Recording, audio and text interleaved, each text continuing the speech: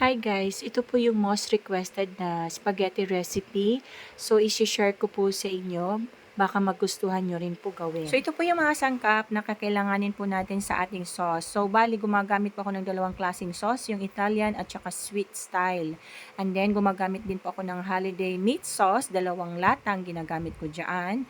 And then, of course, yung ground pork, bibili lang ako around 120 pesos kasi mayroon akong meat sauce. And then, dalawang onion, garlic, mga 10 ang gamit ko dyan. And then, hot dog and cheese, of course, then yung pasta. Natin lutuin yung ating spaghetti. Of course, nagpainit po ako dito sa ating kawali. May kunting mantika siya. Unang gagawin ko ay yung ground pork. Lulutuin lang siya natin. Pag magbago na yung kulay, mag-brown na, saka natin igigisa yung ibang ingredients. Hayaan lang natin maglabas yung sariling mantika ng ating galing sa ground pork. Habang ginigisa pa natin yung ating ground pork, lagyan ko po siya ng salt, yan, budburan, at saka ng pepper, yan. So, para manuot naman yung flavor habang ginigisa natin. So, ayan, nag-extract na yung fats, tinabi ko na siya, ilalagay na natin yung garlic at saka onion.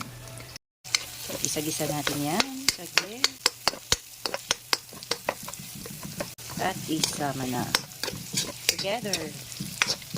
So, after natin mag-isa yung garlic at saka onion, ilalagay na natin si hotdog. Yan. Siyempre, gigisa-gisa din natin yan para ma-prito ng konti, para magmalinamnam ang ating sauce. So, habang ako ay nagluluto ng sauce, andun nagpapakulo na ako ng tubig para sa ating pasta doon sa aking kapitbahay. Hindi, nandun sa kabilang stove lang, malayo dito. Puntahan natin, pasilipin ko kayo. Naman, pinapakuluan natin. So, may oil at salt na yan. Nilagyan natin para hindi dumikit-dikit yung pasta. Okay, hayaan natin dyan muna.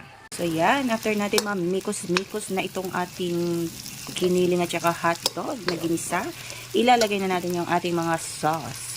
Of course, yung ating meat sauce. Yan. Dahil version ko to, ito yung recipe ko ha. Yan. Mix muna natin para hindi masunog yung ating yung nasa ilalim. Yan sauce. Yan. At yung ating sweet style na sauce. Lahat ng sauce nilagay na po natin at magdagdag ulit ako ng powder na pepper para mas masarap. So, imikos-mikos na natin ito hanggang siya ay mag-simmer.